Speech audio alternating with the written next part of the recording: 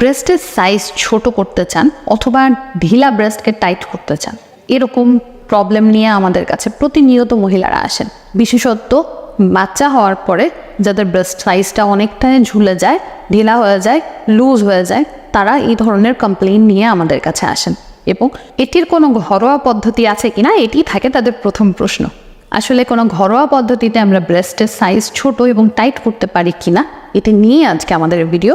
এবং আমি আছি আপনাদের সাথে ডাক্তার তামান্না আহমেদ, একজন প্লাস্টিক সার্জারি বিশেষজ্ঞ। একটা ব্রেস্ট যখন বড় হয়ে যায় সেটি বিভিন্ন কারণে বড় হয়, বিভিন্ন হরমোনের কারণে হয়। সেটি সবচেয়ে প্রথম কারণ যে পোস্ট প্রেগন্যান্সি বা বাচ্চাকে দুধ খাওয়ানোর পরে মহিলাদের হরমোনের যে চেঞ্জগুলো আসে ব্রেস্টের ওপর, সেটির কারণে ব্রেস্ট অনেকটা বড় হয়ে যায় এবং ঝুলে যায় এবং ঢিলা হয়ে যায়।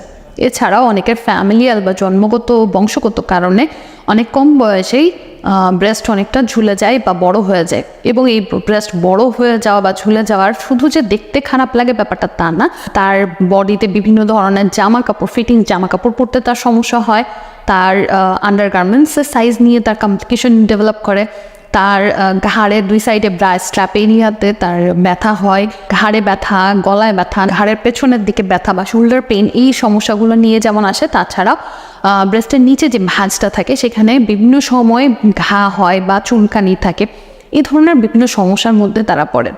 আমার জানা মতে একজন প্লাস্টিক সার্জন হিসেবে এরকম কোনো ঘরোয়া পদ্ধতি বা ক্রিম বা মেডিসিন নাই যেটা দিয়ে আপনি আপনার বড় হয়ে যাওয়া বা ঝুলে যাওয়া ব্রেস্টকে টাইট ফিট করতে পারবেন বা ছোট করতে পারবেন।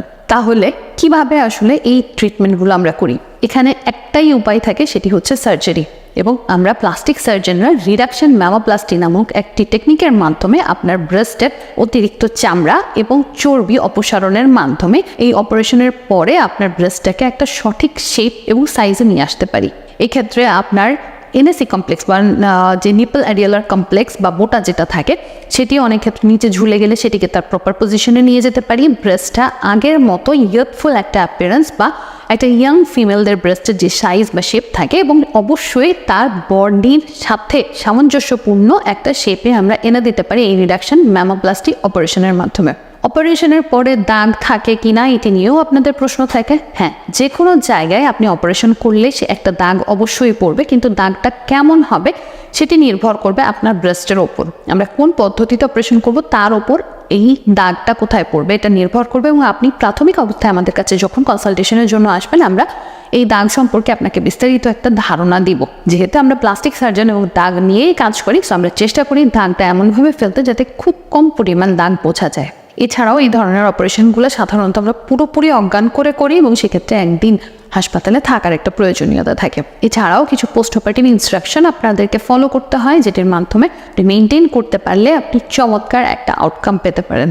সো ব্রেস্টের এই সমস্যাটা নিয়ে আজকে আমরা জানালাম আপনাদেরকে। এই বিষয়ে আরও বিস্তারিত জানতে আমাদের সাথে যোগাযোগ করবেন। ধন্যবাদ।